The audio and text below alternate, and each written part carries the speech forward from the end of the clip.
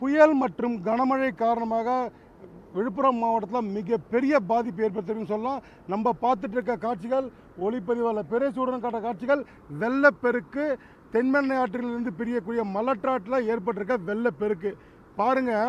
இந்த நாள் கடந்து மழை மற்றும் புயல் அடித்து முடிந்த 5 நாட்கள் கழித்தும் வெள்ள நீர் போல தரைப்பாலத்தை கடந்து போயிட்டு இருக்க காட்சி தான் பார்த்துட்டு இருக்கோம். நம்ம இருக்கிற பகுதி பார்த்தீங்கன்னா விழுப்புரம் மாவட்டம் பில்லூர் கிராமத்தில் நிற்கிறோம். இந்த பில்லூர்லேருந்து அடுத்தபடியாக பார்த்தீங்கன்னா சேந்தனூர்லேருந்து பண்டூட்டி வரை சுமார் 10 கிராமங்கள் துண்டிக்கப்பட்டிருக்கு.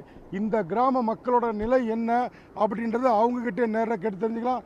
சார், மொத்தம் பார்த்தீங்கன்னா தரைப்பாலம் துண்டிப்பாயிருக்கு, மொத்தம் 10 கிராமங்கள் துண்டிக்கப்பட்டிருக்குன்னு சொல்லிடுங்க. என்ன மாதிரி கஷ்டங்கள் அனுபவிச்சிருக்கு கடந்த காலங்களில்? சார், ரொம்ப கரண்ட்டில் தண்ணி கிடையாது. யாரும் ஒரு எம்எல்ஏ கூட வந்து யாருமே பார்க்கல. வந்து ஒரு பெரிய அதிகாரியிலேருந்து சின்ன அதிகாரியிலேருந்து யாருமே வந்து இன்னான்னு கூட இது வரைக்கும் வந்து பார்க்கல. ஒரு புயல் மழை வந்த அன்னைக்கு சார் சாப்பாடு கூட யாருக்குமே வழி இல்லை சார். அந்த அளவுக்கு ரொம்ப கஷ்டப்பட்டாங்க. தண்ணி இல்லை, பால் வரல, புரியுதுங்களா? இந்த பக்கத்துலேருந்து பார்த்தீங்கன்னா அரசமெல்லாம் சேர்ந்து இருக்கும், அந்த பக்கம் போக முடியாது. ஆனால் ஒரு பானப்பட்ட வழியும் போக முடியாது. நாங்கள் வந்து சுற்றி தீவில் போல் இருக்கிறோம். நாங்கள் இந்த பக்கம் மல்ட்டாறு, அந்த பக்கம் நரியாறு, ஆழங்கால், தண்ணி முட்டி அளவு தண்ணி. அன்றைக்கி முன்னறிப்பே கிடையாது. சாத்தனூர் திறந்து விட போகிறோன்னு முன்னறிப்பே கிடையாது. 2 மணிக்கு மேலே தண்ணி அதிகமாக வந்து சொல்லிட்டு ஊரில் இருக்கிற மக்கள்லாம் எழுப்பிவிட்டு மாடுலாம் எல்லாரையும் காப்பாற்றுங்க சொல்லி அவங்க கூட சொல்லி எல்லோரும் எழுப்பிவிட்டு 2 மணிலேருந்து யாரும் தூங்கலை. தண்ணி அவ்வளோ தண்ணி சார், முட்டி அளவு. இந்த வீட்டிலேருந்து கயிறு கட்டி ஒரு 10 பேரை காப்பாற்றணும் இங்கே.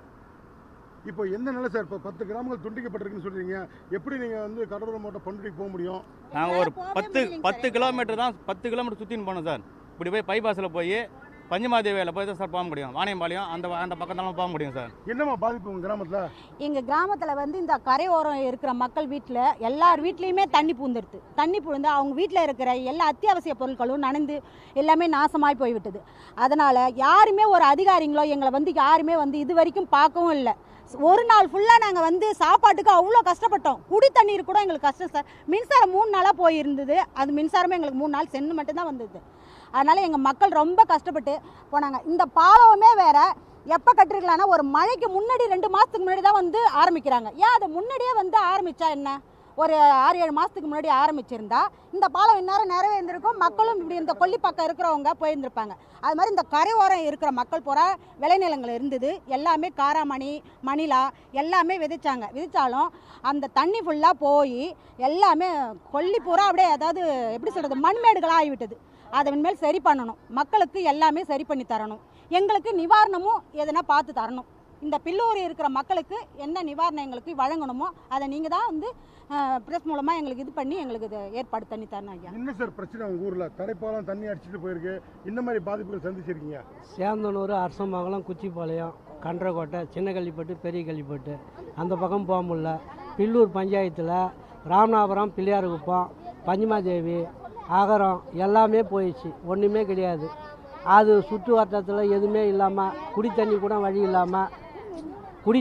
வழி இல்லாமல் ரொம்ப கஷ்டப்பட்டு மழை நீரை பிடிச்சி அதை குடித்து அதை காலத்தை கழிச்சு சார். நாங்கள் இவங்களை பொறுத்த வரைக்கும் சொல்லக்கூடிய முக்கியமான கோரிக்கை, தங்களை எந்த அரசு அதிகாரிகள் வந்து பார்க்கல.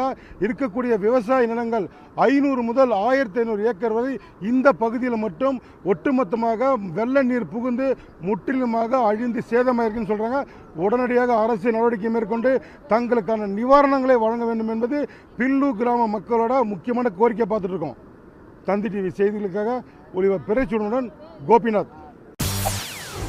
செய்திகளை உடனுக்குடன் தெரிந்து கொள்ள உடனே சப்ஸ்கிரைப் பண்ணுங்க.